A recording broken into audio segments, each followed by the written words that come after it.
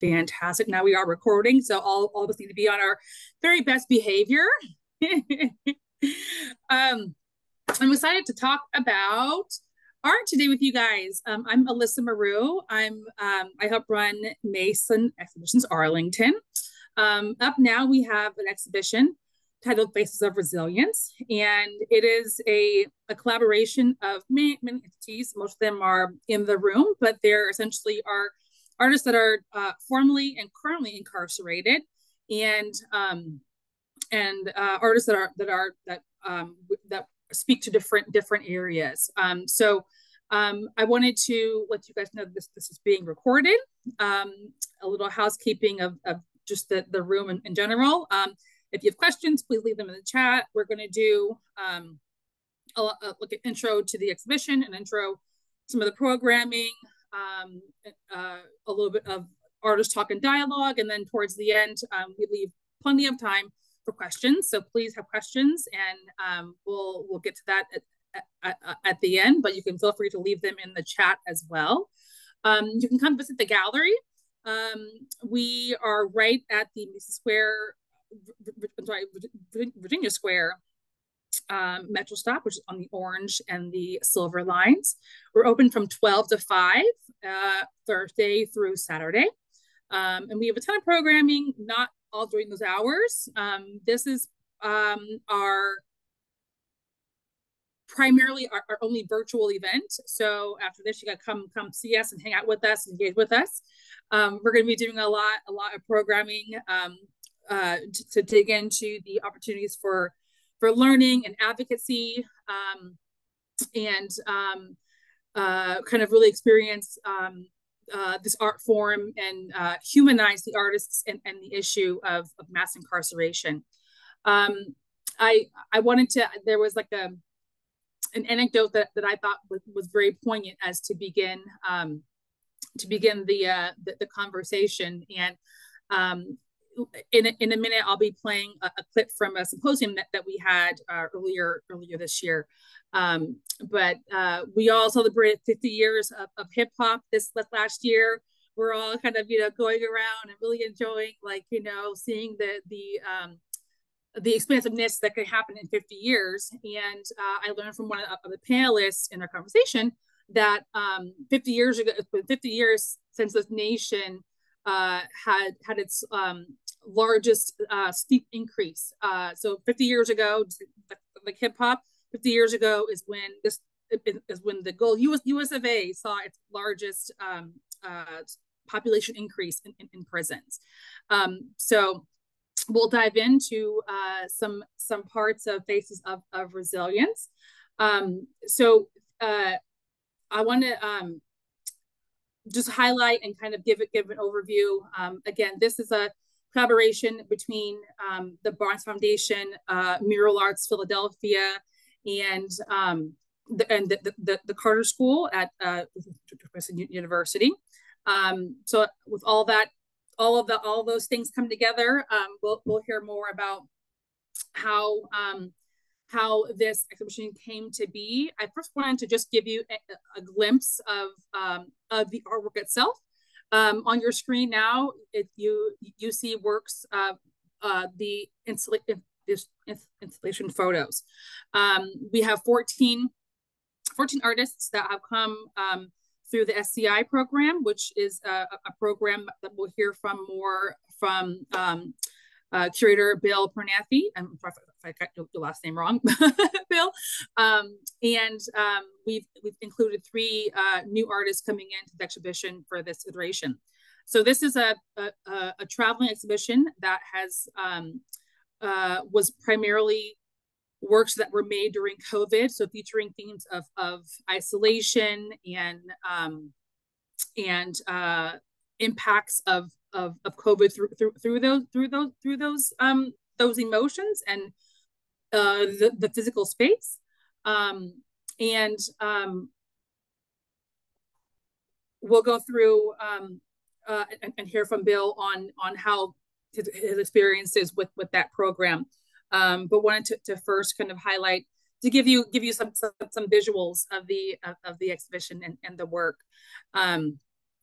from the works on here, there are 2 artists that are going to be with us today. I'm waiting for one more to come in.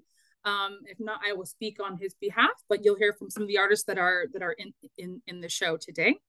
I did want to also just do a couple of plugs, and we'll drop links for this in the chat as well. But as I mentioned, we have a lot of programming coming up. This being the first event, and probably the only virtual event that we'll have. After this, we'll be joined by artist Connor Broderick with a collaboration through the Justice Arts Coalition. So we'll be doing an art making workshop and some fun activities of learning and kind of figuring out our creative responses. So we'll put that in the chat as we go through as well. We'll also be hosting what we're calling an incarcerated salon on February 16th from 7 to 9. Met a lovely young artist, Carlos Walker, through school actually, and he is a formerly incarcerated member of Society Now, and is an artist, an author, and just has really great community. So I've given him an evening to curate, and we can expect book readings, some art making. We're going to have some open mic, spoken word. We're going to have some reenactments. It's going to be all inclusive for everyone to kind of engage with, and also have a little bit of moment of solidarity, of humanity with the issues and advocacy moments around mass incarceration. We'll be doing, I'll share more on this as well, but we'll be doing a performance with a group called The Innocents, and also Maria Gaspar. So we're doing a collaboration between 2 artists. The Innocents are a Midwest-based performance group that respond musically and with advocacy to sound of issues of mass incarceration and that. We're joining them with artists in our collective as a part of this exhibition, Maria Gaspar, who has commandeered some jail bars, and so we're incorporating that into the soundscape of the Innocents Project. So we'll be having a show at the gallery with Innocents and Maria Gaspar on March 15th. It's a Friday. We'll be doing another music night with So Far Sounds. We have ticket links for that. It's just a good vibe. Come on in and enjoy some music in the gallery and check out the work. We'll be doing a film screening with artist Gilda Shepard, a Washington State-based artist and sociologist professor who spent 10 years creating a film with the Black Presence Caucus. The film is called Since I've Been Down, and we'll be screening that on February 24th. That'll be really fun. And then closing us out, our finale awesomeness event is going to be with the local theater company called Voices Unbarred.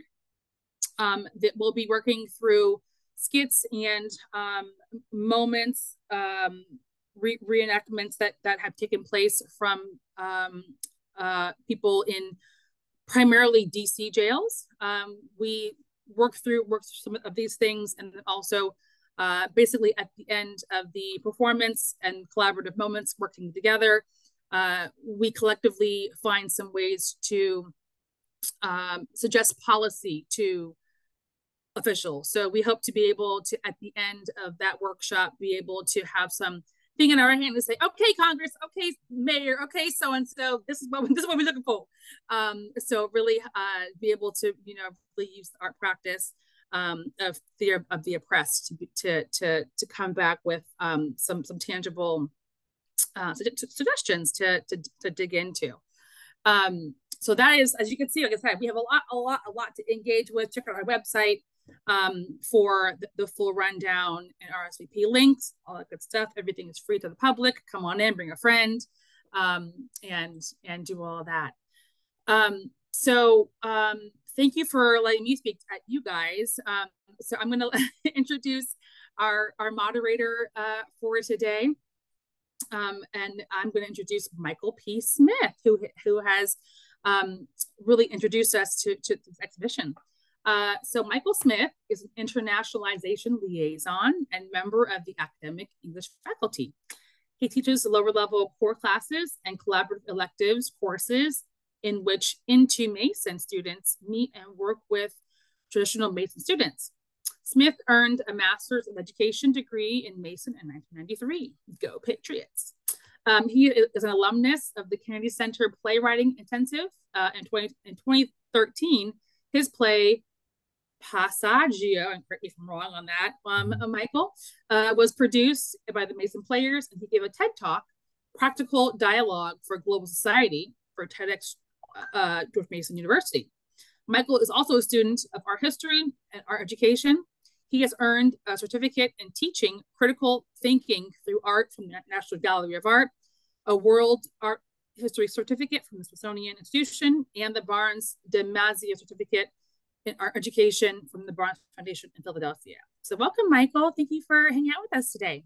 Thank you, Alyssa, and welcome everyone. I was first introduced to Faces of Resilience when I was taking a class with Bill Perthes from the Barnes Foundation. It was August 2nd, 2022, Bill, and Bill introduced us to this amazing project that he's been so involved with. And we talked during a break, and we decided to do something together, and we connected with the wonderful people at Mason Exhibitions. Hi, Don Russell.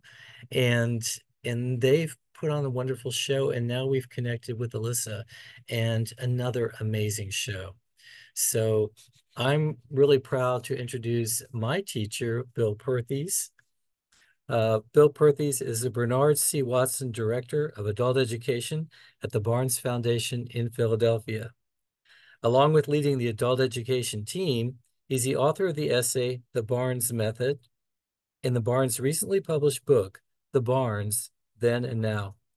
For many years, Bill was an instructor at Villanova University's undergraduate degree at SCI Graterford. Bill administers the Barnes Foundation's Restorative Justice Initiatives and is the curator of Faces of Resilience, an exhibition of original work created by artists at the State Correctional Institute, Phoenix. And Bill, would you like to say a few words about how you became involved in the Faces of Resilience? Absolutely. Thank you, Michael. Thank you, Alyssa, and everyone for joining us this evening. So as what Michael's introduction suggested, I did a graduate degree at Villanova University.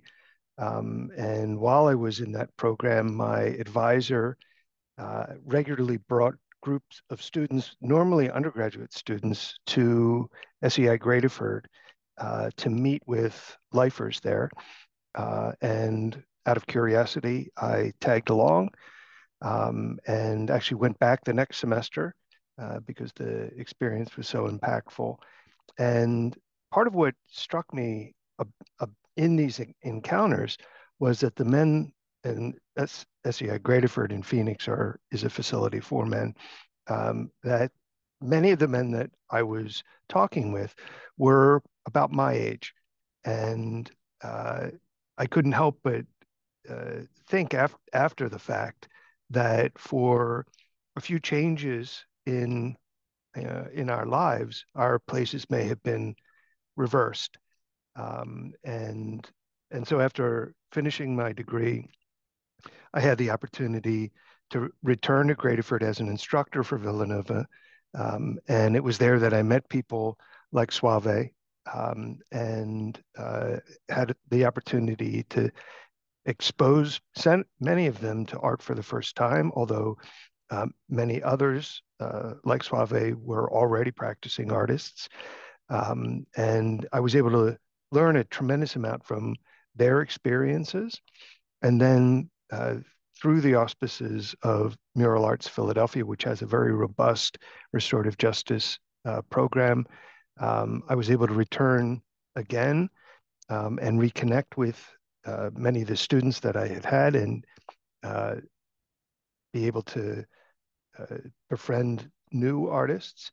And it was out of that initiative, out of that collaborative initiative with Mural Arts, that we began a program that allowed artists to not only create work, but also to display that work in a classroom space that's situated amidst the galleries of the Barnes Foundation's permanent collection. So what that means is it's not in a separate space, but it's actually within the space of our permanent collection.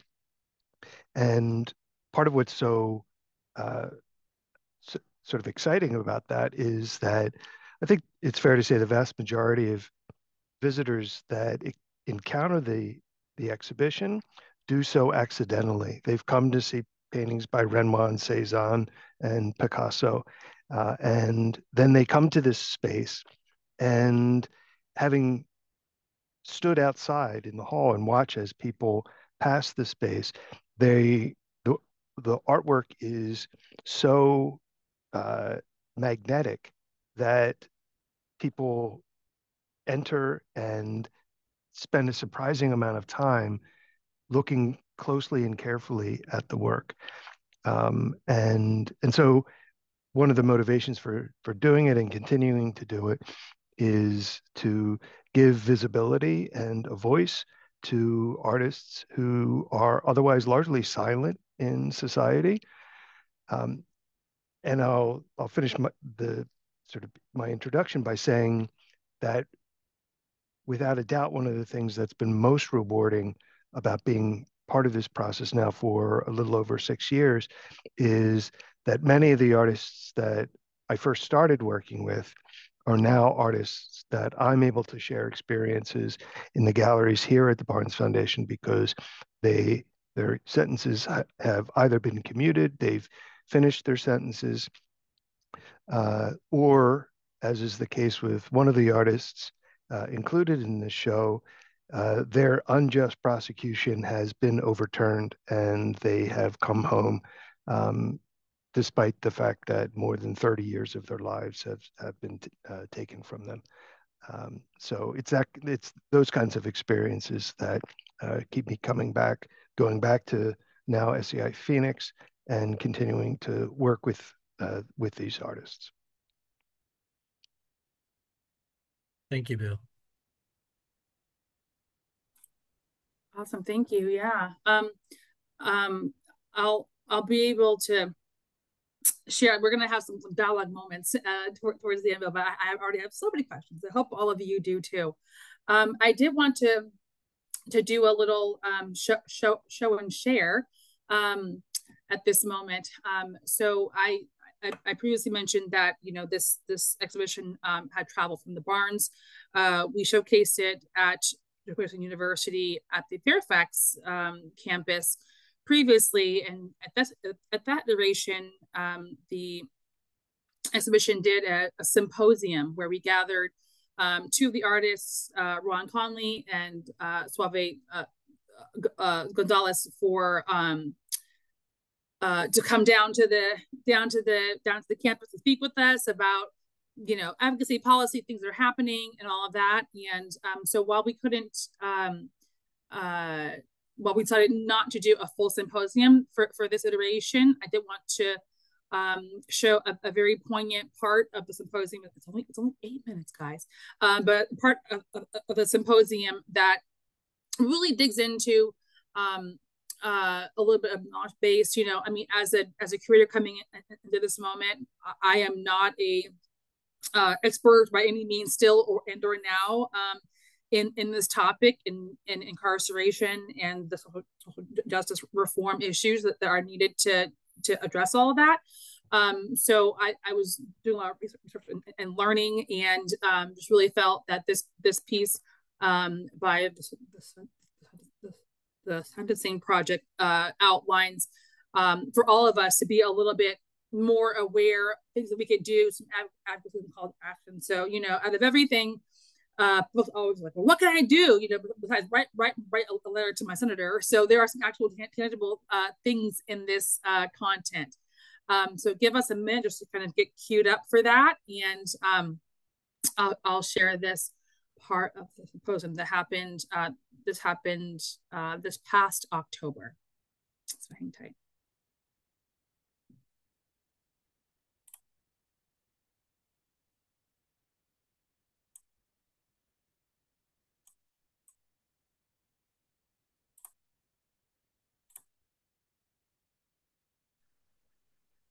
Okay, ready, Sophie?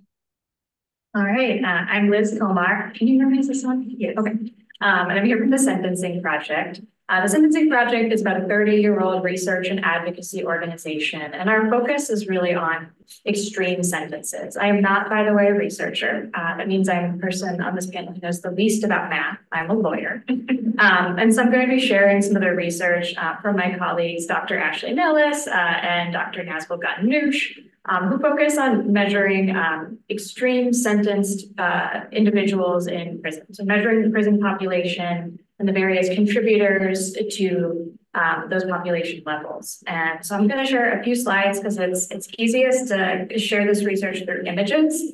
And all right, so the first slide.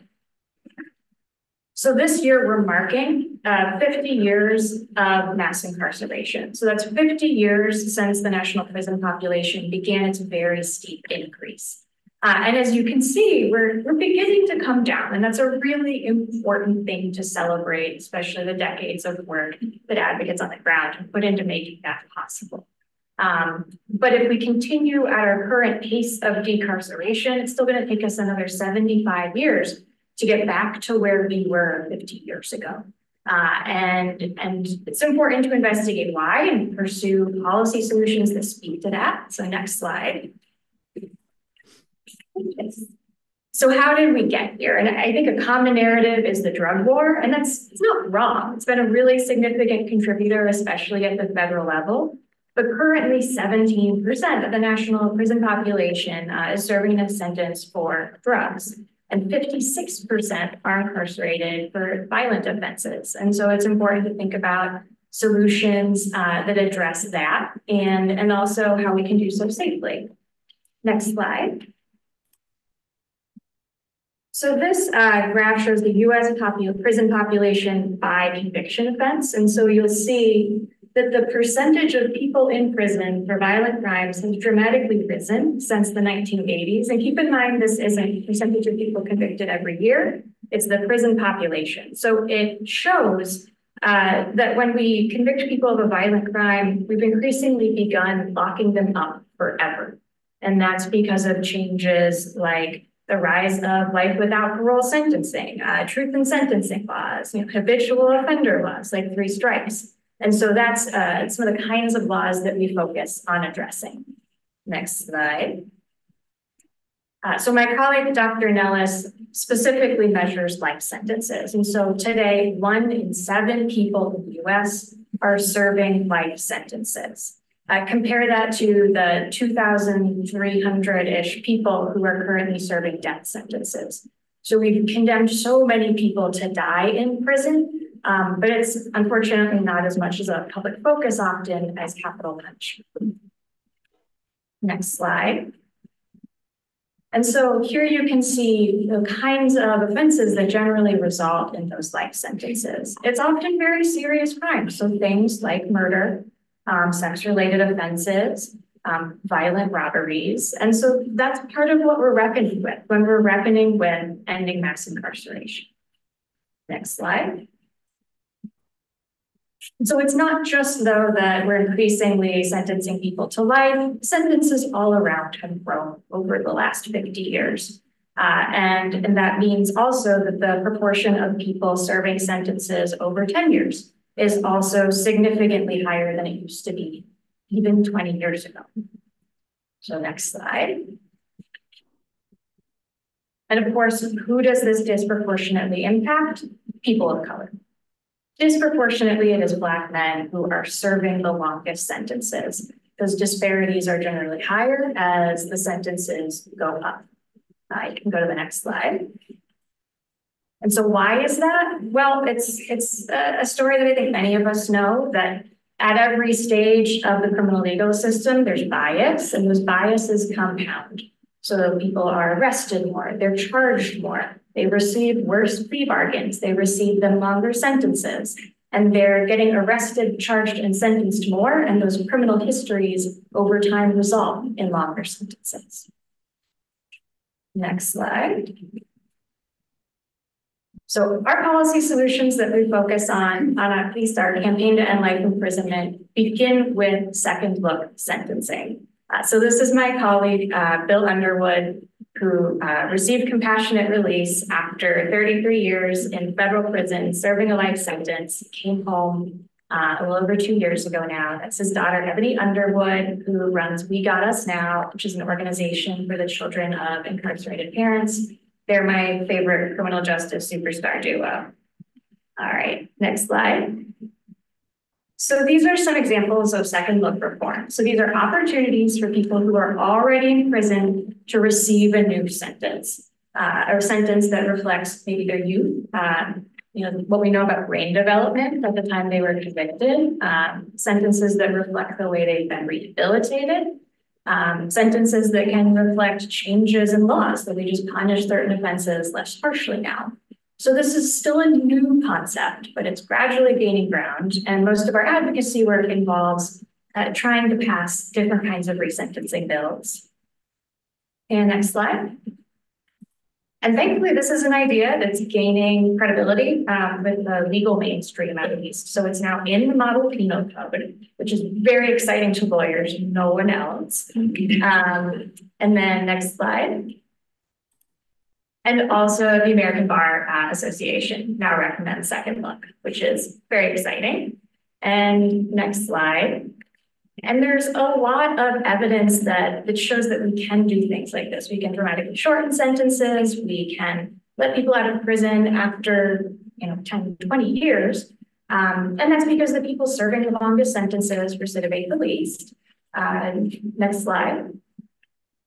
We know that in part because we have some real life populations of folks we can study. One is this group known as the Ungers, a group of elderly, mostly life sentenced individuals who came home in Maryland as a result of a legal victory.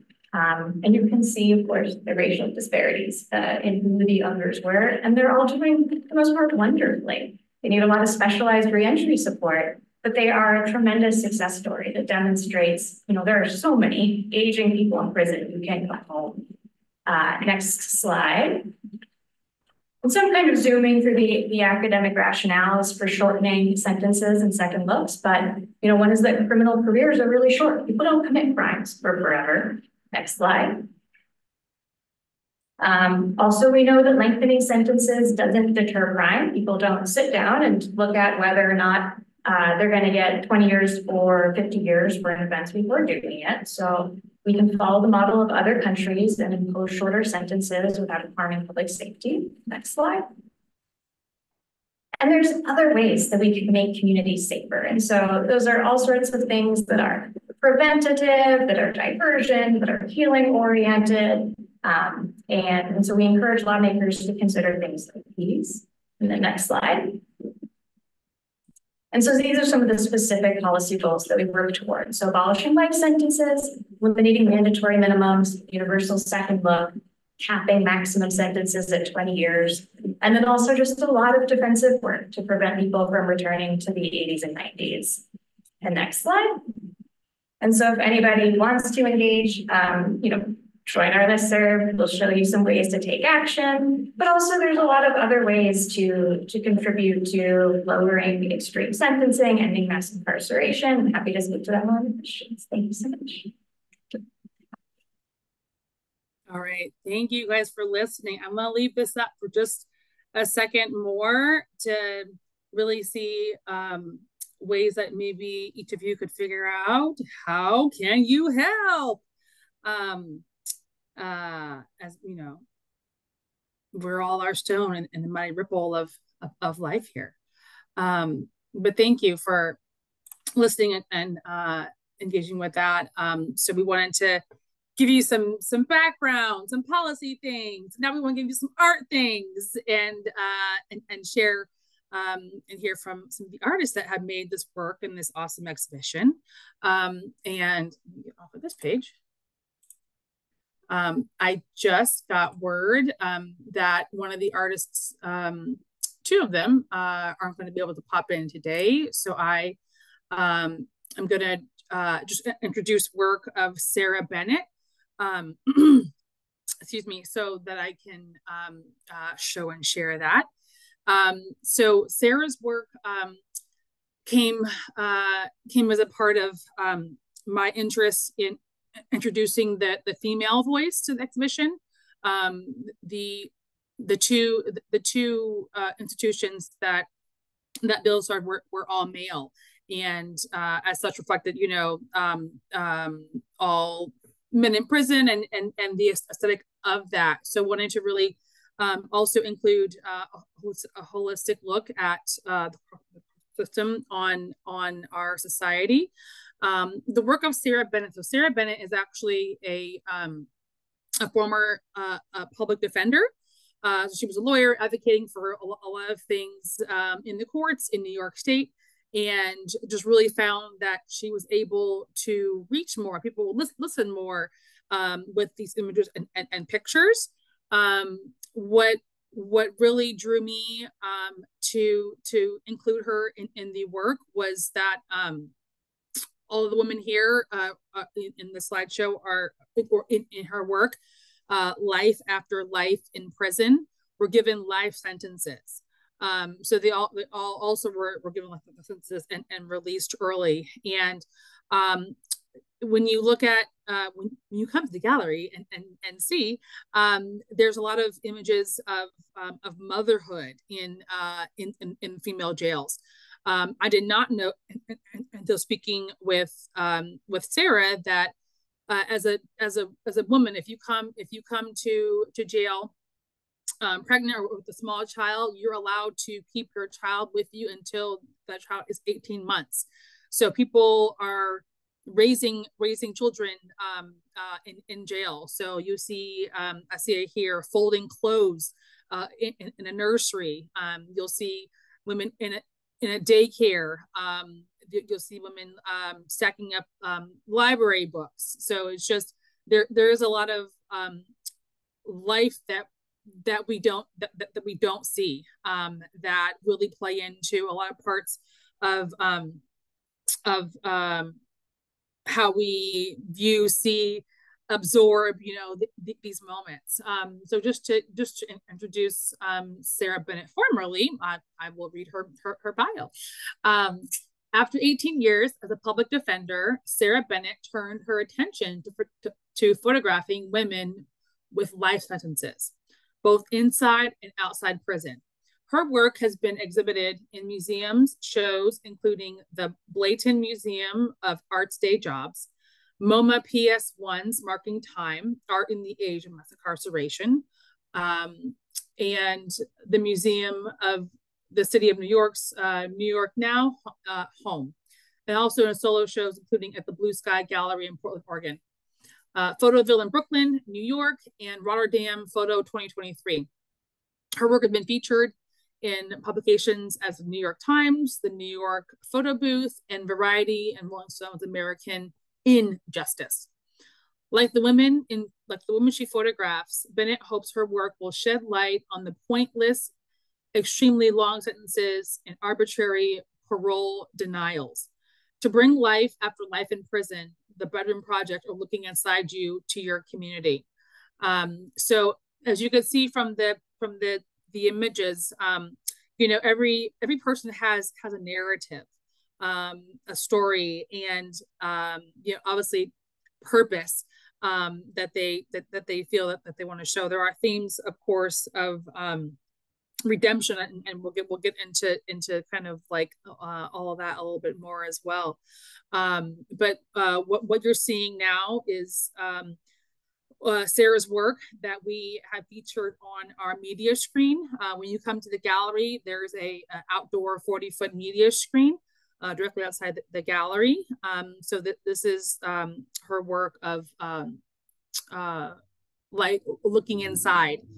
So with her access of being a lawyer, she was able to really create relationships. And so she's been working with a lot of these women for 20 plus years. As you can see, some of the images, you saw someone in a wedding dress, you saw somebody in their bedroom. So she makes an effort to really follow them, get like an idea of what's happening in their lives, and showing the hope that through hopefully abolishment of a lot of these systems and policies, that they can also be released as well. So that's the work of Sarah Bennett, and we'll include her links and website and all that in the chats for you guys to peruse on your own. But really, really impactful, and a really strong image as to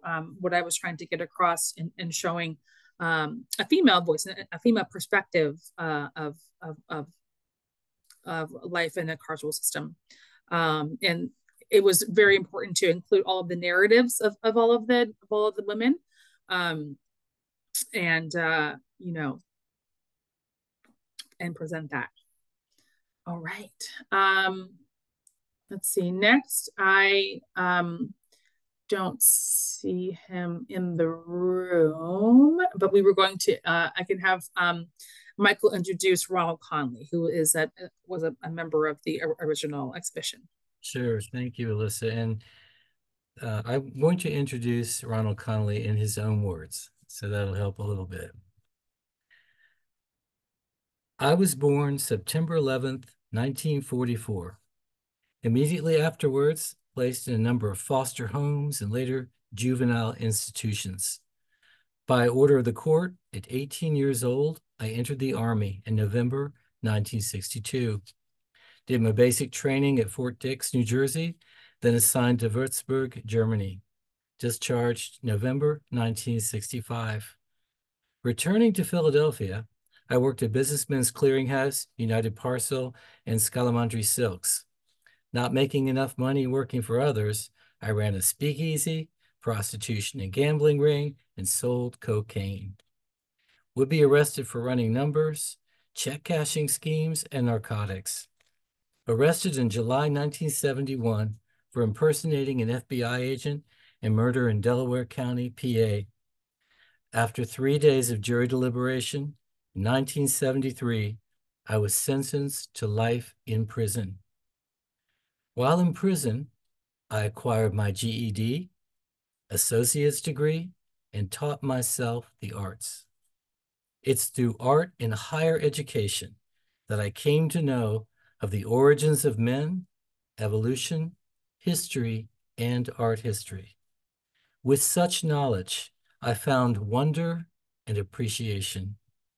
I also found in prison loneliness and despair.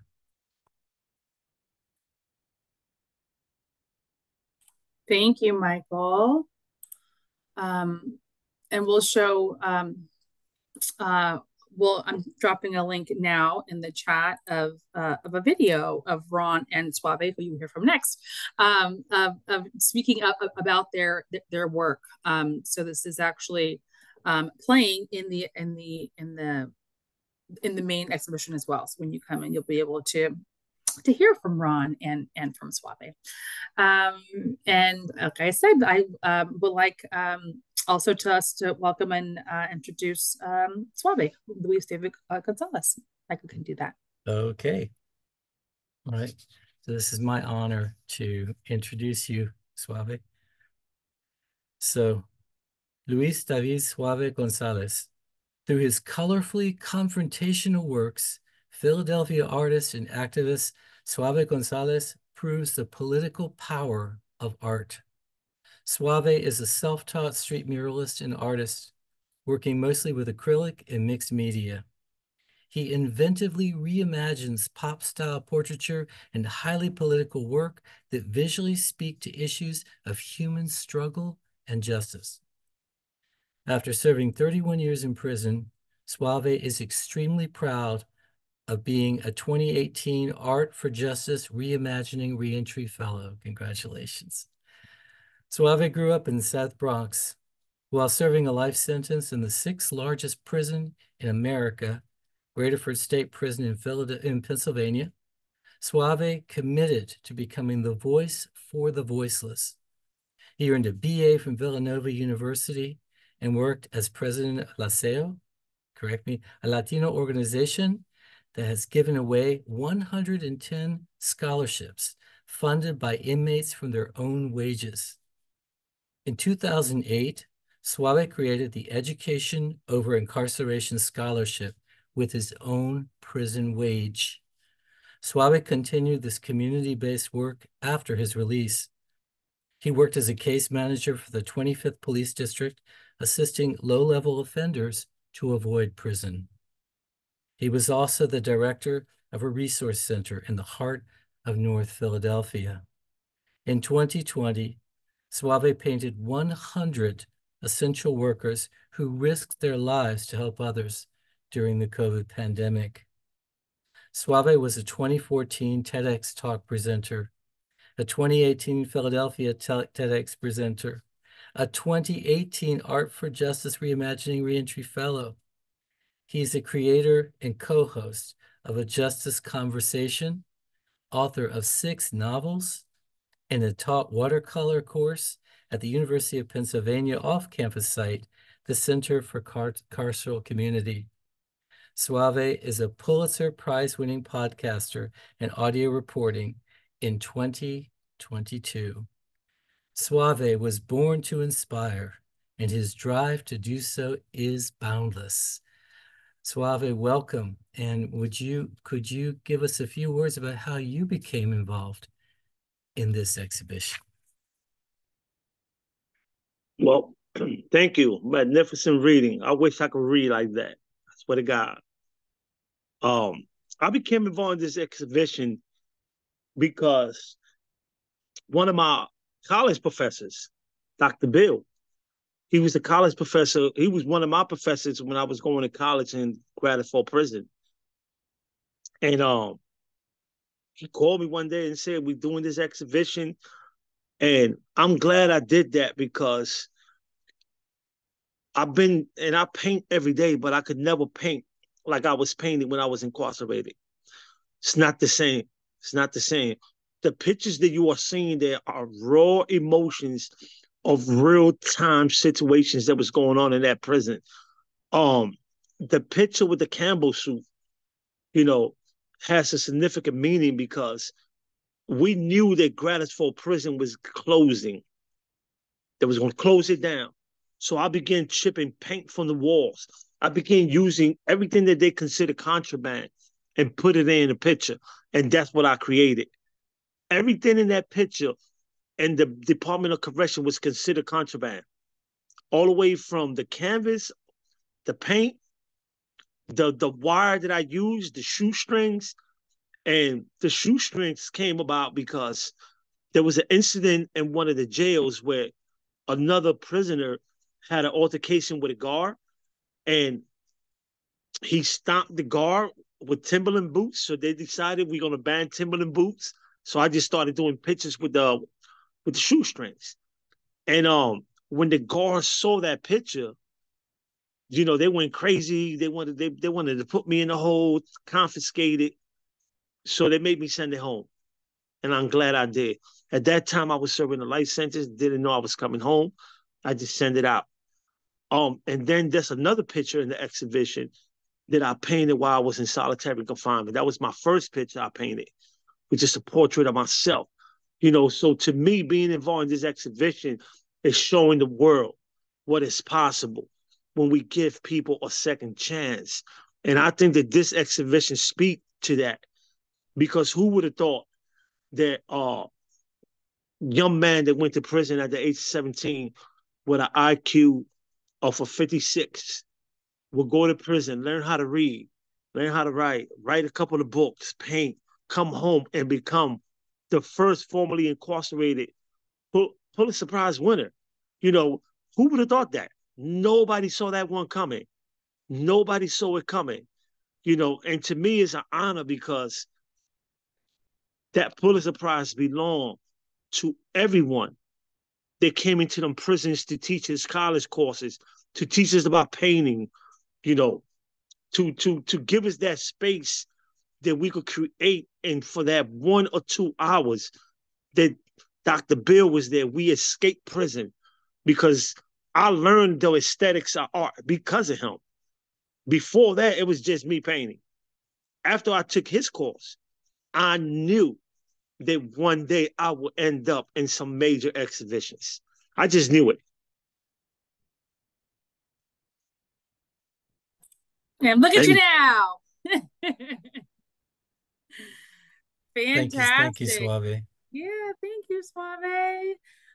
We'll be asking questions more and more, but I wanted to show and share a couple of the other artists that are new to the exhibition as well. So we'll have some Q&A time with Suave as well. I wanted to also, let's see, next introduce Maria Gaspar. So I have, she has prepared a video welcome message for you all. So just hang on 1 minute while I do that. Let's see, where is it?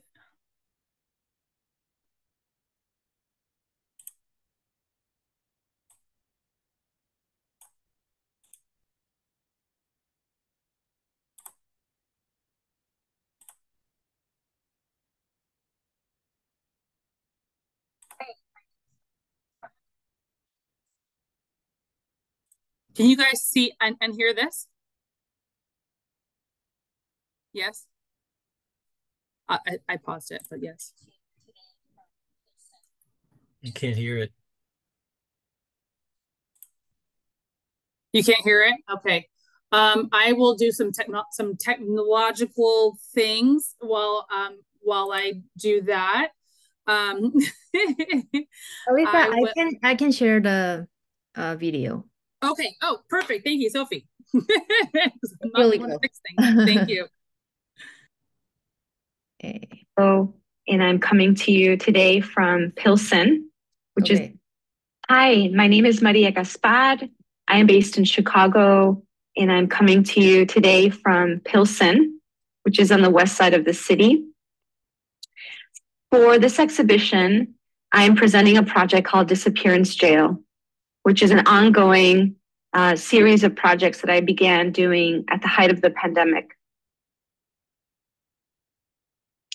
At the height of the pandemic, and after having spent at least 10 years working inside and outside of jails and prisons, I was really grappling with, one, being a parent of a baby, being unable to get to my studio and do my work, being unable to return to the jail to do my community-based projects with incarcerated people.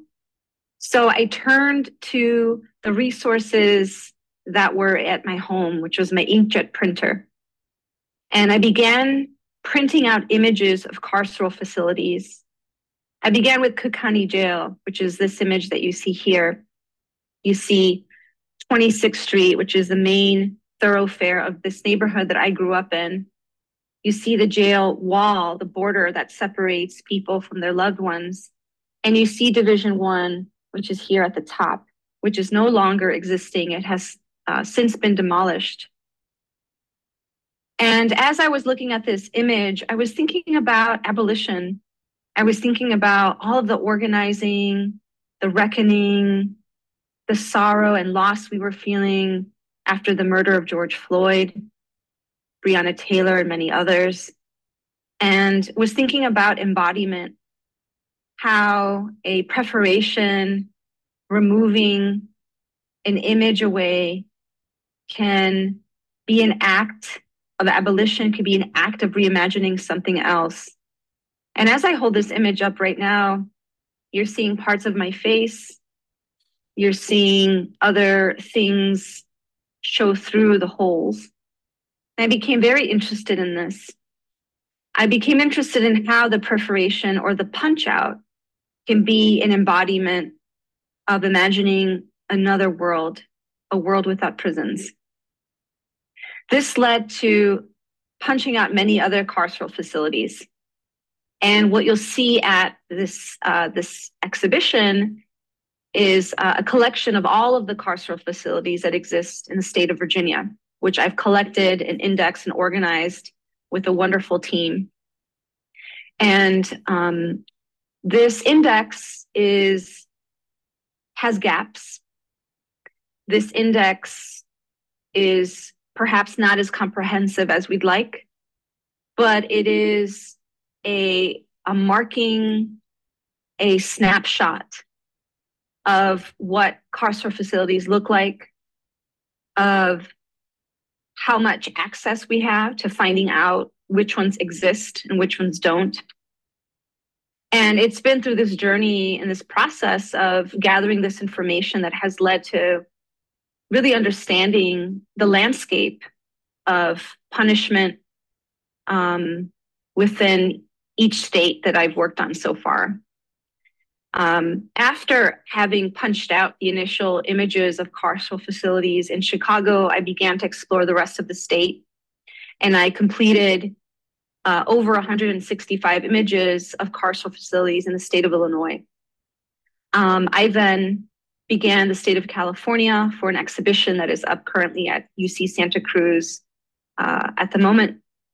And we punched over 260 carceral facilities that exist in that state. I've gone on to the state of Ohio with over 150 facilities, and now Virginia, which is around 150 as well. And what I'm doing is I'm asking community members to come to a punch party and punch out these images with me, and to think of each punch out as an embodiment of something that we need and want, something that we desire for ourselves, for our families, for our community. Maybe one of these holes represents love. One of these punch outs represents healthcare, or joy, or rest, or education. And I'm asking each individual to choose a carceral facility that speaks to them. Maybe they know it. Maybe they've been there. Maybe they have a family member who's been there. Or maybe they're just interested in exploring this issue, and to think through forms of abolition, forms of life, the representation of life, and how facilities like this are often there to take life away, to confine.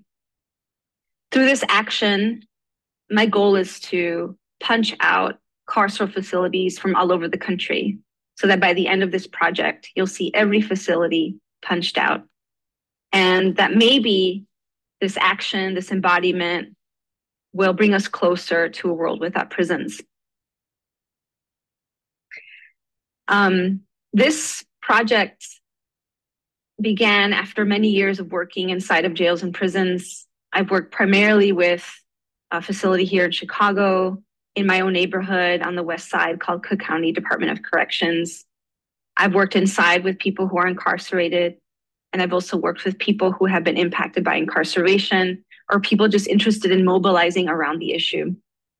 And through this work, I've met incredible people. I've developed long-term friendships with artists, with formerly incarcerated people, with young people who are organizing, who are mobilizing people who want to understand and examine carcerality through art, through poetry and sound and performance. Two of my projects, 96 Acres Project and Radioactive Stories from Beyond the Wall, are representations of this work.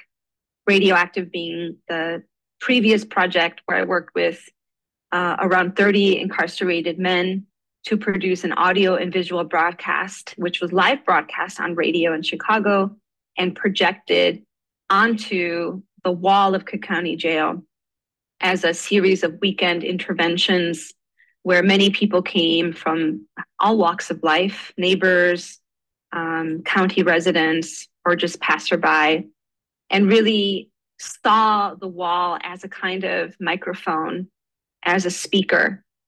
And the incarcerated people, the artists who I worked with, produced these personifications of physical aspects of the interior of the jail, such as the Department of Corrections uniform, the jail wall, the jail wall or perhaps the mirror inside one of the tiers. And this led to some interesting fictionalized narratives that were humorous, that were sorrowful, that were about redemption. One person essentially wrote an apology letter to the women in his life, to his mother and his sister for being absent. And others used humor to try to talk about a political issue. So I really look forward to working with the community there and punching out these images. I welcome you to join me during the workshops and to engage with me in this conversation. Thank you for your time. Awesome. So that's Maria Gaspar. And I was introduced to her at the beginning of when I was of my research in identifying female artists and art allies in this space. And as Maria mentioned, that she was not incarcerated, but very closely connected to community and family.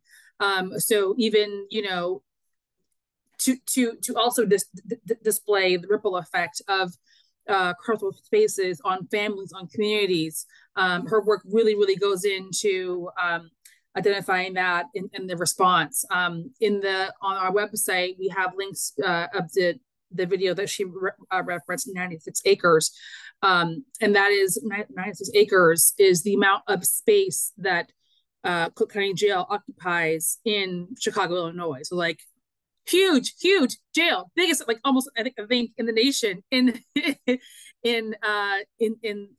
within the bounds of the city of Chicago. So that's massive. But I'm doing a lot of public art displays, projections on the wall for that. We're really looking forward to engaging her. As she mentioned, we're working with her to help at least add a state to her goal of cataloging and doing image searches for all 50 states of spaces across the U.S. So we're working with her to offer up the state of Virginia. And we are working with students who are working to do the research and database checking and image searching. So we're engaging students from Mason to work on the data mapping parts of the show in image search. As we go along, we're going to be doing this as like a project throughout the exhibition until March 30th. So we're going to have a space in the gallery as soon as we have the data collected and images to come in and punch. So you can come in and punch on a Thursday or during an event when we have things going. But the goal is to really show the progress that we make and for the visceral action of actually just punching, kind of through these spaces with your desires, with your hopes, with your intentions, as she mentioned. So we'll be working with Maria and research to do disappearance jail. So looking forward to that. She also mentioned the destruction of Division 1 in the image that she was showing up. That is the part of the jail that was torn down, where she was given some jail bars as a part of the rubble of the construction. So she is repurposing these into making sound and resonance across this issue as well. So we'll be engaging her for a couple of projects. So keep up with us on the gram and on our website to know more. Lastly, before diving into the full artist talk with all your questions, I wanted to introduce the last artist, the new addition that we've added in, and his name is Wilfred Rembert.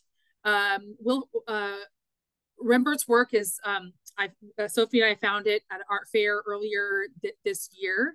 We went up to New York and we're scouting out new galleries, and saw this work, when you come up to it, you're like, what, like, how is that? What is that? There's a lot of iconic imagery of cotton in the Black South, but this Wilfred uses leather as his medium, and it's tooled, so with markings and tools, and dyed, and so really different kind of use. So let me read and kind of share on his practice by Winfred. I was saying his name correctly previously. So Winfred Rembert, we have on loan from James Barron Art in Connecticut. Mason Exhibitions is super proud to exhibit 2 selections of paintings by self-taught artist Winfred Rembert. Black Playground from 2003 and On Mama's Cotton Sack 2002. Rembert's tooled leather paintings portray scenes from his childhood in rural Georgia and his young adulthood spent on a prison chain gang.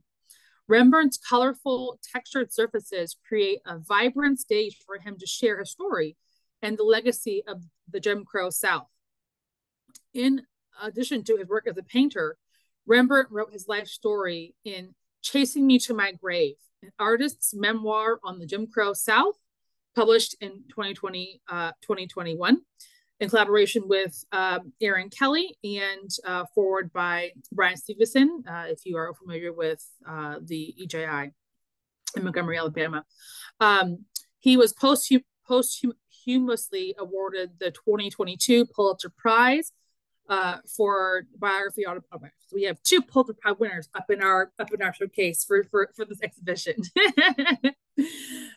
Winfred Rembert was born in 1946 in 1945 in rural Americus, Georgia, and grew up in nearby Cuthbert. At 3 months old, Rembert's mother gave him to his great aunt to raise him. Rembert began working on cotton fields and peanut farms in his early childhood. He received very little schooling, and by age 14, dropped out of school to work full-time in the fields. At age 19, in 1965, Rembert attended a peaceful civil rights demonstration. The demonstration turned violent, and fearing for his life, Rembert stole a car to escape 2 white men with guns. He was arrested and sent to prison without trial. He later escaped and survived a near lynching after he was caught, an experience that would haunt him and his work. Rembert then was sentenced to 27 years in prison, of which he served 5 years on a chain gang, followed by 2 years of construction work for good behavior. While in prison, Rembert learned how to read and write. He also learned how to tool leather from TJ the Tooler and began making leather wallets, purses, and belts. Rembert eventually settled in New Haven with his wife, Patsy, who he married after his release from prison in 1974.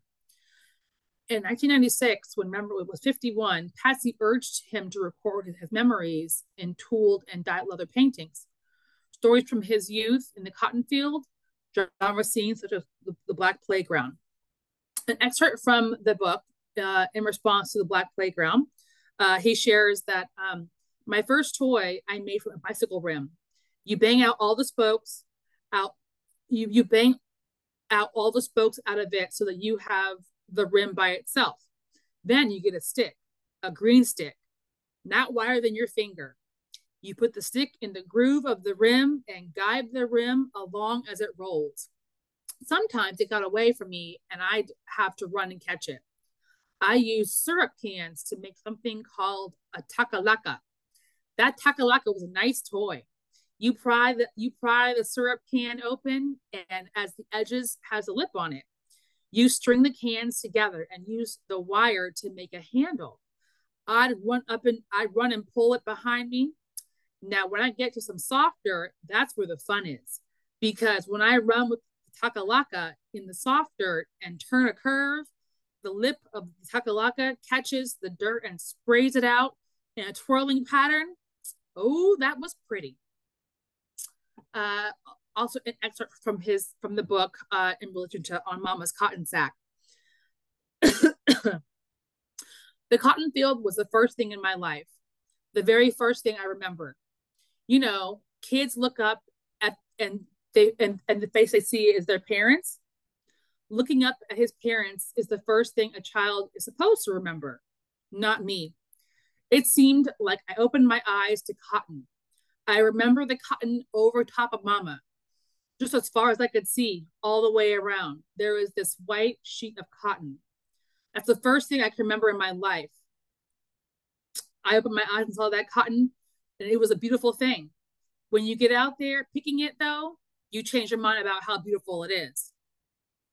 And perhaps also most importantly, he portrayed his memories of prison, including his iconic chain gang paintings, where he has black and white members in a very geometric, huddled formation. This stands as some of the most important depictions of the Jim Crow era in modern and contemporary art. Rembrandt's paintings are remarkable not only for the stories that they tell, but also for their sophisticated compositions, which sometimes verge on abstraction. We see this in his rhythmic bands of pickers and rows of cotton, as well as the cross-hatched black and white chain gang uniforms. His work stands as a testimony to the resilience of the human spirit and the power of artistic expression. I also wanted to also leave a caveat, as I was learning and doing a lot of research into Winfred and this is the changing image that he repeats a lot throughout his work. I wanted to share also that there's usually an angle of healing or therapy in creating art. Many art spaces, including a lot of our past exhibitions, have showcased the power of art to work through trauma and traumatic situations. And in working with Winfred's content, it's quite the opposite for him. He chose this method as a way to chronological his life and tell his story. But each time he is recalling, reliving the memory and his fears. And so usually when he is making work is when he is in the least well of health. He's not sleeping well. He's not able to engage. So I wanted to offer that up as a little bit of his mental, physical, and how he chose even still to express himself. So I wanted to offer up words on Winfred Rembert. So we are done talking at you guys. I wanted to talk with you guys now. And wanted to open up this moment to dialogue. We had hoped to have more folks in the audience that are a part of the exhibition, but it kind of also shows how this is, right? Like a lot of the members are not able to be here and to be on Zoom with us because they are in cross spaces. So wanted to open up questions or dialogue or things that you may have observed. Let's chat. I'll kick things off. I'm interested in Suave's reaction and answer to this. Suave, one thing that I can't help but notice about a lot of your work is even from the beginning, you incorporate text. Text plays a big role in your work. And as you tell your story, when you were incarcerated, you didn't read. And I'm struck by the contrast of that. I'm curious why you choose to include so much text. I don't mean so much in a bad way, but a lot of text. If it's something you're consciously doing, and just sort of your reaction. I mean, the reason I do it, because I grew up in the South Bronx, like early 80s, where everything was graffiti and writing on walls and trains. And at that time, I couldn't read or write. And I always told myself, when I learn how to read and write, I'm never going to forget how to read and write. So when I discovered art, you know, it was at a time where the DOC had banned the media from coming into the prisons and PA. And the only thing that we had that could make it out the prison untouched was artwork. So I just started writing messages and artwork. Like it was almost like a cry for help. When I learned how to read, I just started writing every piece of art I created. You know, I used to imagine it's going to end up in somebody's wall. Somebody's going to look at it. Somebody going to read my plea for help. And that's why you see a lot of my work, even today, a lot of my work include text. Even today, and people always ask me, like, where you come up with this text? I'm like, these are things that I always had in my mind. Because when I'm painting, I'm not only painting a picture, I'm also writing a story with the picture. And, and sometimes some people could look at the picture and won't get it. But if you look at the picture and read the text with it, it's like, oh, okay, I got it. And that's why I incorporate a lot of text. Thank you. I have a follow-up question, I guess, to that too, Suave. You mentioned that you're still painting now, but your work is very different from when you were inside. How would you identify the difference? I mean, the difference is when I was inside, I was living a reality, which was I had a life sentence, supposed to die in prison. So I was painting from a struggle, from a painful place, dark place, where tomorrow wasn't promised. So I painted my daily life. I painted the struggle, the pain, the headaches. Today, I live a different lifestyle. I could still paint a couple of political pictures. They don't have the same feeling as if I was painting when I was on solitary confinement for 7 years. They don't have that same feeling, So I can only paint what I live today, and it's hard for artists to really come to that point to realize, like, oh man, I could paint the image, but it won't have the same feeling, because I'm not living that life no more. I'm not living the life of getting strip searched every time a guard got an attitude. I'm not living the life of checkdowns. I'm not living that life, So I can't paint. I could paint it, but it won't have the same feeling. And it's hard for artists to really come to that point and realize, like, oh, I got to find a different way. The whole process, it's all going to ebb and flow. Yes. I'd like to chime in, if I may. Suave, I want to say it's an honor to meet you. I think your artwork's amazing. I got a relatable story because I was incarcerated for 11 years. I recently got out 2 months ago, actually, and I would hope to be able to maybe talk to you one-on-one a little bit more. But absolutely, I want to definitely agree with what you're commenting about the art created on the inside versus it being created out here. Thank you. I have a similar story about creating in the SHU in solitary confinement. I was in the federal system. I started in Lompoc, California. I don't know if any of you guys are familiar with that prison, but it's. I was there in 1989. Okay, well then, I wasn't there back then, but luckily, I made it through. But I learned how to paint in the SHU as well, and it was a necessity to not go crazy, to learn how to communicate.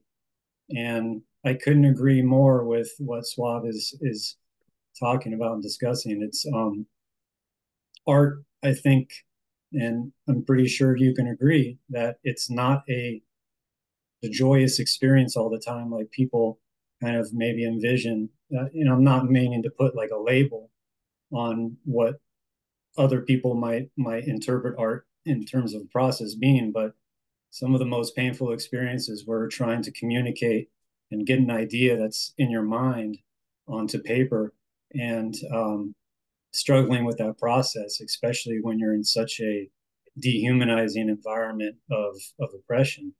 And it creates content, definitely creates content, we'll put it that way. But I just wanted to say thank you again, Suave. It's amazing for your accomplishments and where you've come from. I think your story is extremely powerful, and I know the importance of it because I've been able to walk a similar path with some success as well. And people like you are the motivating force, not only for myself, but so many other people out there that believe in changing the system. And you're really a shining example of an opportunity that we need to afford more people. So thank you. I mean, first of all, man, welcome home, man. And I'm available anytime you want to call. Yeah, I don't please. care. I don't know where you located at. I'm in Maryland. I'm right outside DC. But listen, anytime we could meet, we could talk. But you know, you could have my number 215-778-6024. I'll connect you too. I got it. Okay. But I want to say this, man. I want to say this, right? My success is the testament of people like Bill that took time to come into the prison system and teach me and other group and another a big group of people the aesthetics of art, because it was then when I learned how to really incorporate text, really incorporate decorative in my art, though, so it won't look so painful, and with the hope that somebody will hang it up in the wall. That's why I was doing that, you know. And so, you know, my success is a testament of people like the people we have today that's putting up these shows for the brothers and sisters inside. Because I always believe if two things could connect people in the world, it's art and music. Yeah. No matter who you are. Art and music, those are the connectors, right? And sometimes it takes people in the outside world to say, you know what? I'm going to take a chance in going there. I'm going to take a chance and do these art shows. I'm going to take a chance and include people that people haven't seen or heard in decades. You know, I wish Ron was here. You know, good friend of mine. We was in the same place, same jail. 50 years incarcerated. You know, I used to look at him every time we painted, and the only thing that used to cross my mind was like, I don't know if I could do 50 years, but I did 30, you know. And his work was inspiring to me because I was like, here you got this man that's been in prison 50 years, still standing. And the only thing that kept him from going crazy was art. The only thing that kept me from going crazy and from acting out was art. Art did for me what nobody else could do, which was show me how to find my humanity and connect with other people's humanity. That's what art did for me. So, you know, welcome home and keep doing it, bro. Keep doing it, man. And always know, man, that we are not defined by where we was. Right. We are defined by the legacy we create today. And your art speaks for itself. Yeah, right. Right. Thank you very much. And you're absolutely right. It's a matter of that identity, and you get to basically create your narrative based on your art and your experiences. If I can, I wanted to add an antidote to just this whole conversation in general, something that's kind of an indicator of how messed up our system is. But I think you mentioned, Suave, that you did 30 years, right? And your counterpart, who you have a great respect for, did 50.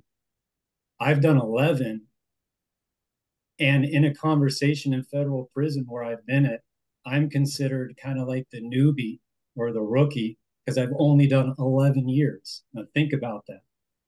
That's terrible. You're talking about conversations happening in a table or in a room, and people are saying, "Oh yeah, I've done 17 years, or I'm in the middle of doing a 40-year bid." That sort of thought process is ridiculous, but it's a testament to how messed up our system is. 11 years in prison, it should be, a huge number, but it's not.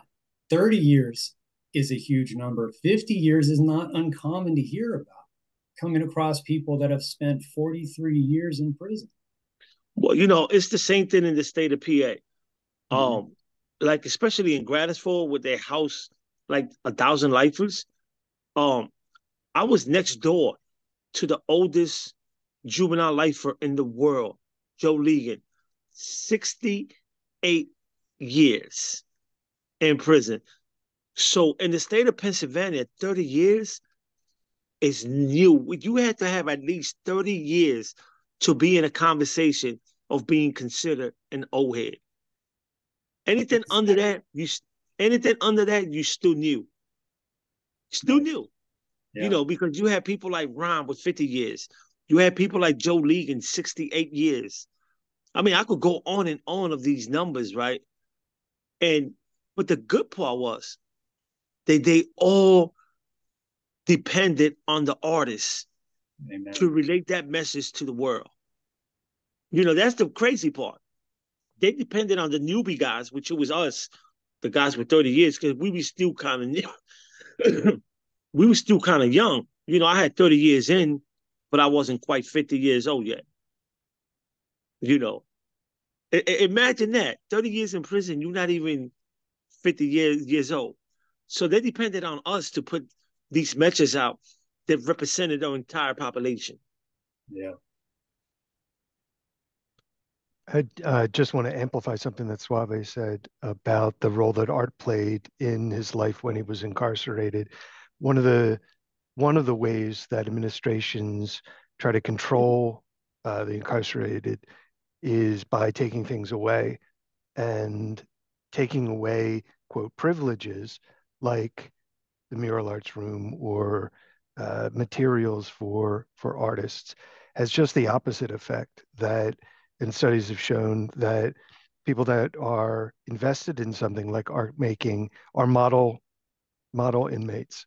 And because of that, they are the example for the others, and actually, in large part, help maintain both a level of civility, but also a level of humanity in these institutions. And so, by taking those things away, it has just the opposite.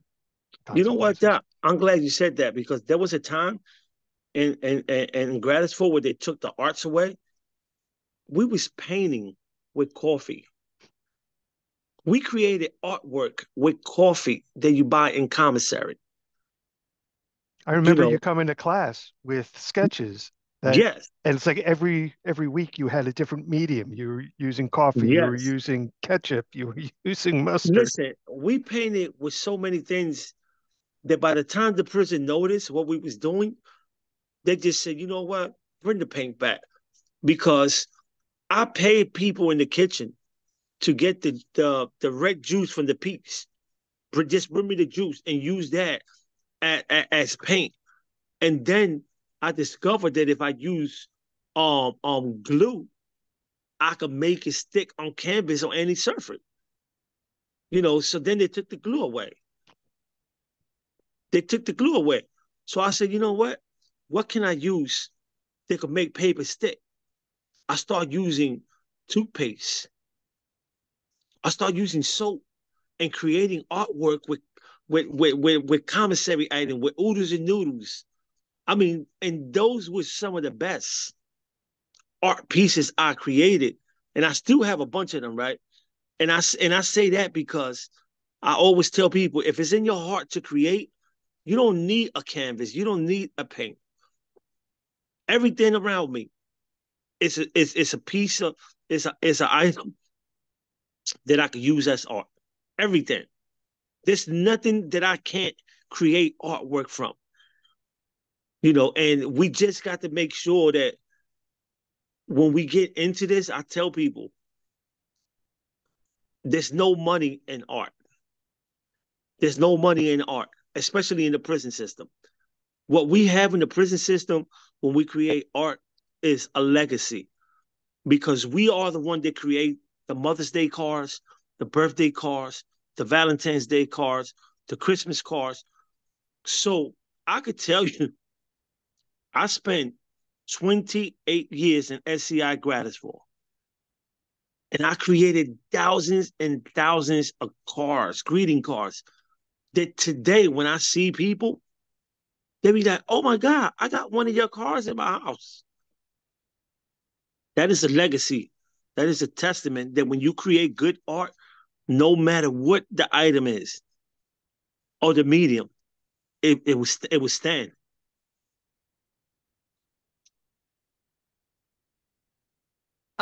Peace and blessings, everybody. This is Dara Baldwin. I just want to say thank you for this conversation. I have been doing this work for over 20 years. I still can't believe I'm saying that.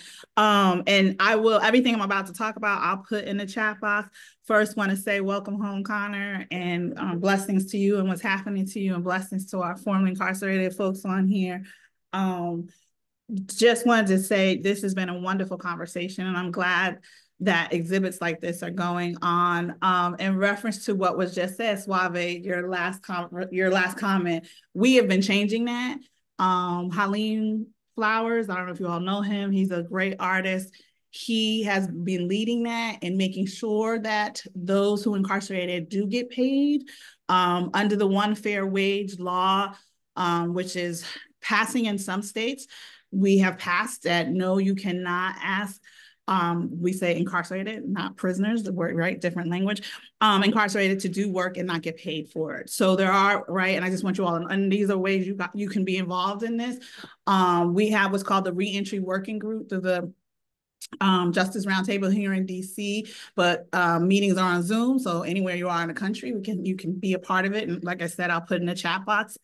Chris Scott of the Open Society and Jenny Collier and Breon Wells, they run that group, and that was one of our projects to make sure that people are paid for their services and how they get paid for their work. So that's one of our big projects. So I just wanted you to know that, Suave, that is changing. I know it was discussed very little here, but the number of women in prisons, and thank you to the Sentencing Project, we work with them, is much higher, especially for Black women, just so you know. And there is a wonderful conference called Beyond the Bars at Columbia University through the Criminal Justice Center, which, God rest her soul, was run by Kathy Bodine. If you knew Kathy Bodine before she passed away, her son is the District Attorney Bodine out in San Francisco, right, who is moving the wonderful abolitionist views that were discussed here about, right, not putting people in prison out in San Francisco and California. But anyway, that happens the first week of March. Every year it'll happen. And I'll put it in the chat box. I bring it up because the first day of it, which is usually a Thursday, is the Artist Day.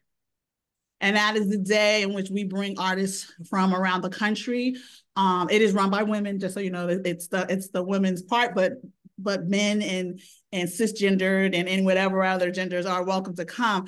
But they usually invite an artist group from a prison system that one of them was in. So I think 2 years ago or 3 years ago, we did NOLA, 2019, before the pandemic, we did New Orleans. And then last year was the first year we've all been in person. And they did a New York local group. But we discussed the arts on Thursday, and on Saturday is the arts, what do you call it? Movies is really film. That part, that medium of art is discussed, and usually a film is shown that discusses or is about someone who's either incarcerated now or formerly incarcerated. We have people from all around the world who come to that event, so would love to see you all there. And also, right, if Mason wants to connect with Columbia, that's great. We also have partnerships that way where we let people know about exhibits going on around the country. Would love to see that happen. Cheryl Wilkerson is the co-chair. She's still there. She and Kathy Bodine created that center together. They are also located in the social worker schools. So, you know, we are trying to change, right, the concept of Call the Police, right, being the standard operating procedures of social workers that started and was housed at that Columbia School of Social Workers there. And interrupting criminalization, our work was started there as well through Barnhart, through Andrea Ritchie. If you have not read her work, please do so. And then finally, the Urban Institute, we have a prison research program going on right now, and would love to have those of you who are formerly incarcerated join in any conversations and look at that work as well. Like I said, I'll put this in the chat box. I'll also put my information in there. I am a disability justice activist, so I come from the lens of people being disabled in the system, which you don't even want to know. I can talk all night about how that is created here. And I just wanted to say, not that it was wrong, but I wanted people to understand, Alicia, when it was stated about women bringing their children, so it depends on the state. Let's be clear about that so people know that. And it surely is not disabled children. If your child is disabled, no way in the world can they bring them to the system, because they're not going to provide services. They barely provide the services needed for those who are incarcerated with disabilities. They surely aren't going to do it for disabled children, just so you know that. And for DC, understand and know, DC does not have a prison system here. So all of our people go out around the country. Supposedly, the law says you're not supposed to go more than 50 miles.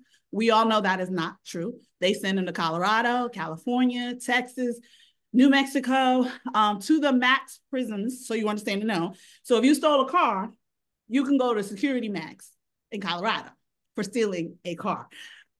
And no way in the world can you bring your children there. You can't, right? They can't take them out of DC. And for our deaf community, they never get to speak or see or be with their families because federal prison systems refuse to put in any kind of video relay, which we set up here in DC. I got them. It's like, you know, like Zoom. You got to have one, they got to have a Zoom. And the federal system refuses to do that. So if you're deaf, hard of hearing, and you have a 20-year stint, you never get to communicate with your family, and especially if they can't afford to come to Colorado. So I just want people to understand and know, like, there's so much going on here. But in that same instance, we have created some art programs around deaf children being able to draw and do things for their parents who are incarcerated. Deafness is usually hereditary, not always, but it's usually 2, 3, 4 generations. Especially here in DC, we have the largest deaf community in the country. So you understand and know that. A lot of people don't know that because of Gallaudet University. But Rochester, New York is the second. So anyway, so those children and those families, we work around art so that they can send to their family members, and those who are incarcerated and deaf in a federal prison can send art back to their family members. And it's working in about 4 or 5 states, but not even that. The wardens are still stopping them from sending art to their families. So I just wanted to say that, and I want to say thank you. And if you guys want to talk to me about anything, I will put my information in the chat box. I just want to ask you, Dara, real quick. You know Pastor Isaac Scott, right? Yes, I do. I'm just putting a shout out to him. He is amazing.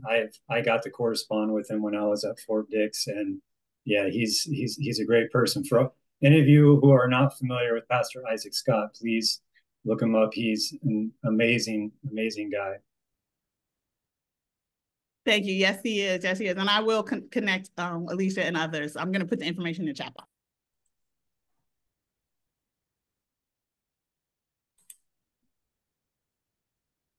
I mean, thank you. Other questions, comments, people? Yeah. I think that was great. I think that was great. I do speak at Columbia University like 4 times a year.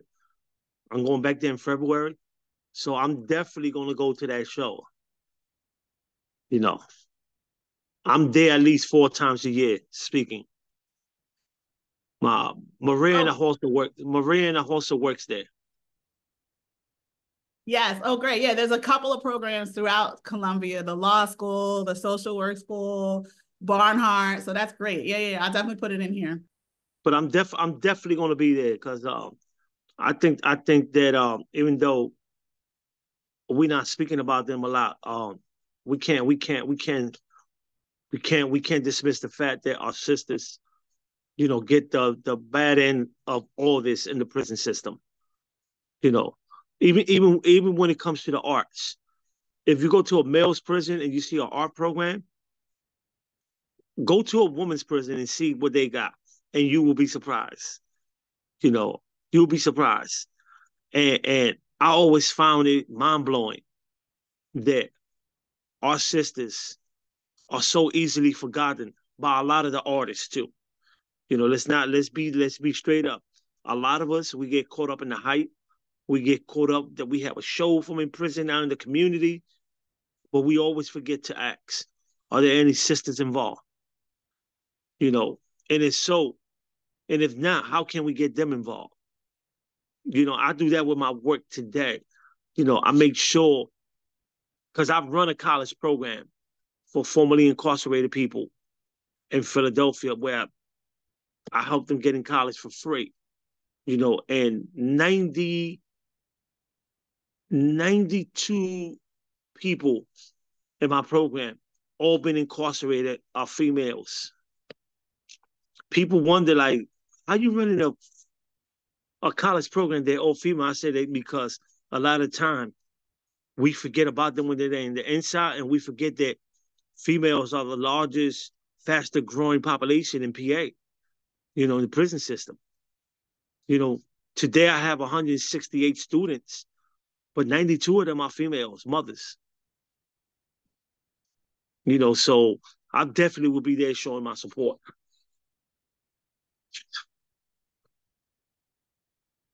Thank you for that. Thank you. Yeah. And I put in, we had Justice for Women Task Force, a working group was started during COVID when we were trying to make sure they get people out of the system who had COVID, and we're helping to protect pregnant women who had COVID.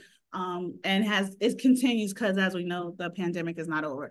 If you want to join us, send me an email because we have a process. Not everyone can get in there.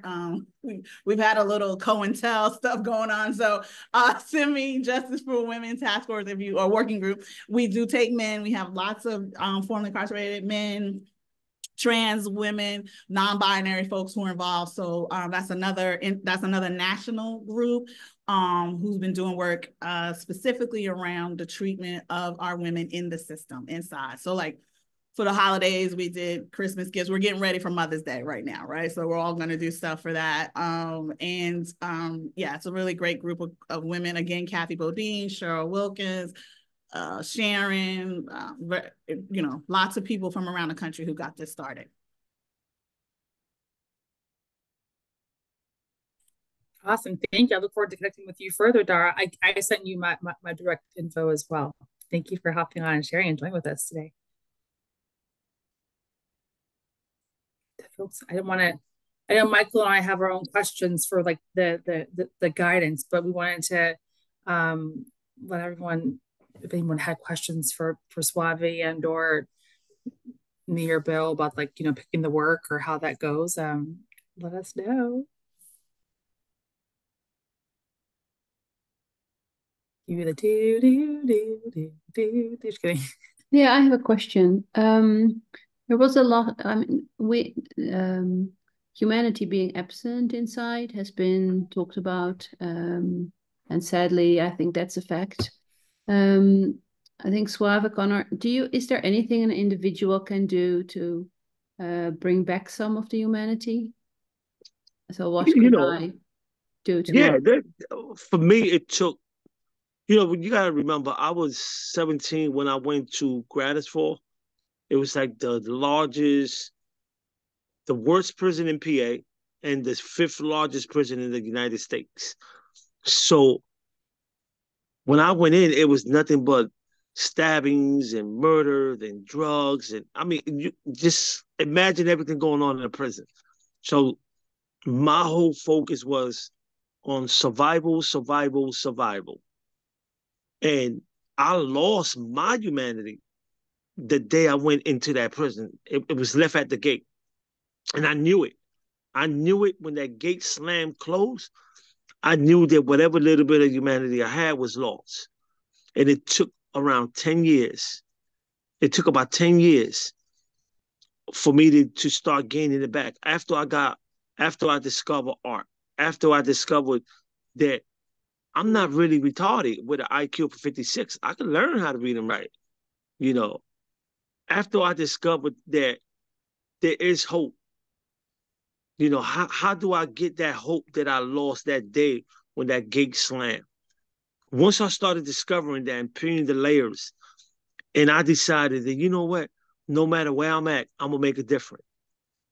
So I stay away, you know, for the first 10 years, I was involved with everything in the prison system. Everything legal and illegal. I was involved with it. Then one day I said, you know what?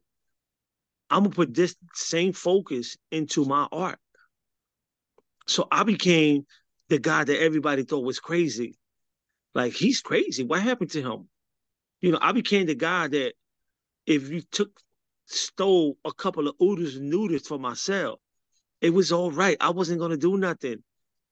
It's only a pack of oodles and noodles. You know, I let my pride go. And I said, you know what?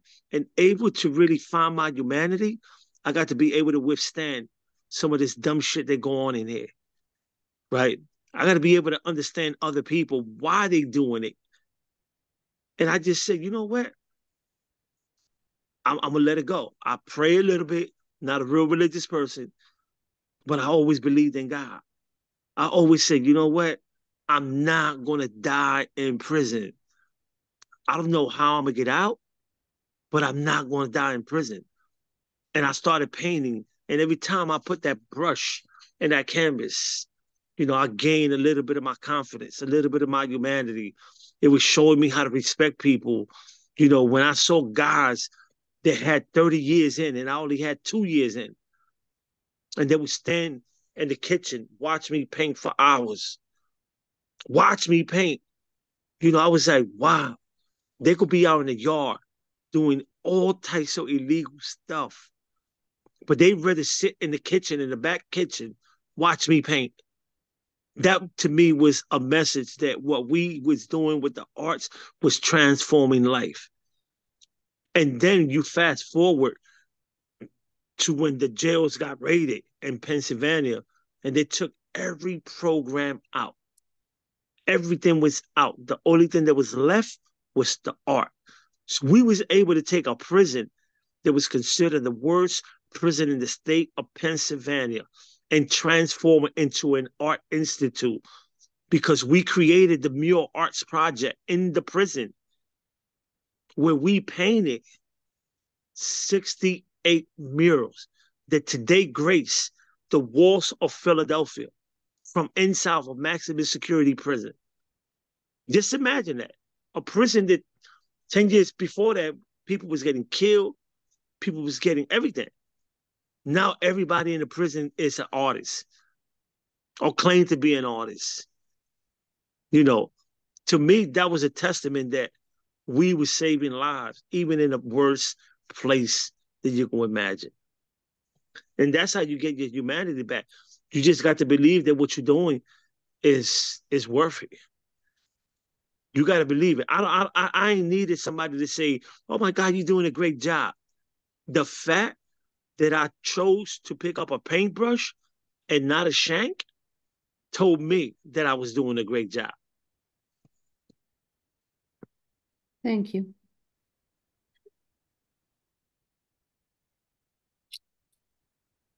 If I could just add to that, I think Diana, you were asking how or what an individual can do to bring humanity back into prison. One of the things that I've seen just on an individual basis from one of my artist counterparts and seen this happen over and over, one of the ways that I've seen people regain their humanity is when an artist, an incarcerated artist, will, you know, make a painting and maybe put it in the art room or in their in their cell, and they never really expect that to leave the confines of that jail or that prison or that institution, and they, through one means or another, have the opportunity to actually send it out and get affiliated with an organization that helps them to be able to allow the public to view that work. And being able to see your artwork just in a photograph from like an Instagram feed or up on the wall in an exhibit and sharing that photo with the person, with the incarcerated person that created it, you see humanity flood back to that individual when they see that, because they are reminded that they're part of society, that they have the ability to reach out outside of the walls and to be able to be identified as a person. And those little bits of kind of recognition are very, very, very profound. And so I encourage anyone, if they have the ability, connect, see if they have resources to be able to do a pen pal outreach program, or something. It's important to get that little connection. Let me add this, right? What to me in Gratisville Prison, the amazing thing was to witness how art transformed a lot of the guards. Because a lot of the guards used to see the work, and then they come back for a check down, they look at it, and instead of checking the cell down, they was checking out your art. They spend the whole time checking out your art. And their perception and the way they treated certain people began to change. And, and we witnessed that. I witnessed guards that was real nasty to becoming art fans, because the artists in Gratisville Prison was like rock stars. We was like rock stars because we was in the news. And every mural we did from inside the prison brought good light into the prison, good publicity. So therefore, the guards didn't mess with a lot of us. A lot of the guards was transformed because a lot of them was art fans. And we witnessed that. I witnessed that every day. Guards, they used to just stand by your cell and talk to people about art for hours. And the way they treat people after they leave the cell block, So art is a tool that could transform life, and artists, no matter where you are, man, no matter where you are. But again, it takes people like what y'all doing today to continue this conversation. We just can't have one good show and that's it. We need to continue to have these conversations month after month, day after day. Absolutely. We're here for that. This is only the beginning. Just to keep folks on, respectful of time, I think I have one more possible question, but I did want to also just point out in the chat, Connor just dropped in a link for I think with prisoners, kind of as like a pen pal program. Essentially, I'm surmising it way more than what it is, but essentially, through the Justice Arts Coalition in Tacoma Park, I mentioned earlier, they have nights where you can come in and respond to artists' work, and I was able to do that at the beginning of December, and it was really amazing to open a letter and see if folks are working on immediately, and speaking with Connor, just knowing that any kind of response or feedback is so welcome and warranted as just a budding artist. But my last question for Connor and so because I'm happy you came today, Connor, because you're like de facto panelist today too. It was great because the Connor Broderick that will do our workshop is this one right here. So Connor will be leading our artist workshop, makers workshop on February 10th. So yay. But Connor, you and I spoke a little bit when we had our studio visit I asked you, I think it's like without the theme of incarceration in your art, how are you moving forward? A lot of us curators, kind of approach the art of incarceration as like everything needs to be behind, bars, people in jumpsuits, like all the kind of like the themes or stigma that we would expect as outsiders, coming into it. But I'm speaking more as like both of you as artists now, like moving forward with this skill. how much or how far away do you not want to get away from the imagery of incarceration? Right. Yeah, that's a great question.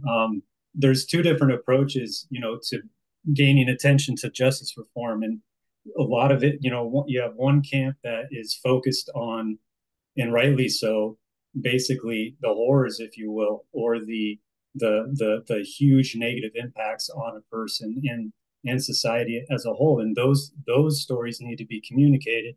And then there's the other side as well, which is showcasing the humanity of people that are in prison that might otherwise be overlooked. And there's a direct relationship between the advocacy from both different camps, but two different avenues for being able to gain that attention. And the latter of the two, I believe, is the ability to utilize art that doesn't have any prison context in it. Allow people to view it, allow people, and you don't like, say, if you have an exhibit and you have this artwork that is being shown with no context, and you allow people to ingest it and review it and then make a personal connection, and then you later tell them, oh, this was created by a person that's never going to get out of prison. And you're opening up avenues of conversation, internal dialogues with someone that might have never, ever been introduced or even concerned about the prison system. And in order to inspire change outside of our realm of justice advocacy, we need to learn how to affect people that would never normally consider talking about this sort of problem. And so you have the two different types of relationships between incarcerated artists and the public. There's the part that is directly associated in showing the direct impacts of it. And then you have the other side of the ability and the creativity and the humanity of work that's in there. And it should not be held to any particular kind of context, because we as humans, we have our discrimination built into us, whether we realize it or not. And so there are different approaches, definitely. I mean, yeah, Bill said artist first, but go ahead, Suave. I mean, to me, it's like this. I don't consider myself a prison artist. I am an artist, period. So whether I'm painting an image with an orange jumpsuit or not, right, you still going to get the raw emotion. It's just in a different flow right now. There was a time when I painted in prison. I wanted you to know I was in prison, because I was learning how to become an artist. But once I develop into an artist, I don't have to use prison images to give you the same message, right? That's why I use a lot of text.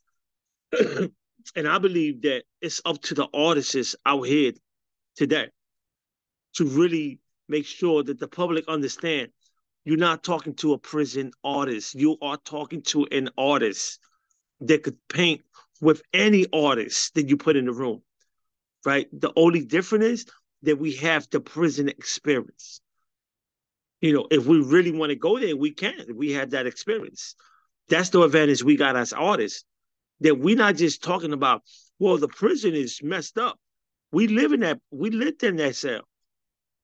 We did the shakedowns. We did solitary confinement, or the hole, the shoe, whatever people call it. We lived that. We could stand in a room and talk about what it's like. A lot of the artists that never went to prison could only imagine what it's like. So I say this to the artists. Paint what's in your heart, and don't matter what people say. Whoever don't like it, cool with it. Do not let the public view dictate what you paint. You an artist. It's like a singer. Sing the song. Somebody will like it. I guarantee you. Somebody will like it. Art is what's going to keep this message of mass incarceration in the front line. Period. It's art. Nobody want to talk about it, but put a piece of artwork, right? And don't tell nobody where it was created at. And I guarantee you they could start a conversation about it. Yeah, that's what Connor was saying. When you don't know, yeah. Yeah. Thank you. I absolutely agree. All right, I'm not going to hold y'all. I just want to, number one, thank everyone for coming out today. Yay! Thank you to all of you. Thank you so much. Thank you. I appreciate all of you and all of your time. Michael for moderating, Sophie for running the background, Bill for hanging and curating this beginning awesomeness show, and the engagement that you do in these spaces. I will plug a couple of things. This is going to be recorded. We're going to have it up on the website in a couple of days. I will again mention that the exhibition is up now until March 30th. The gallery hours are Thursday through Saturday, 12 to 5. We have a ton of programming on the website. Really want to highlight the Incarcerated Salon. That's going to be an amazing exchange again, like very like community things happening now in our community, and response. And we have 2 awesome performances coming in at the end of March. So come out and play with us, engage with us, and come visit the gallery. See y'all soon. Thank you so much for your time. Thank you, everyone. Ciao. Bye, everybody. Thanks, Suave.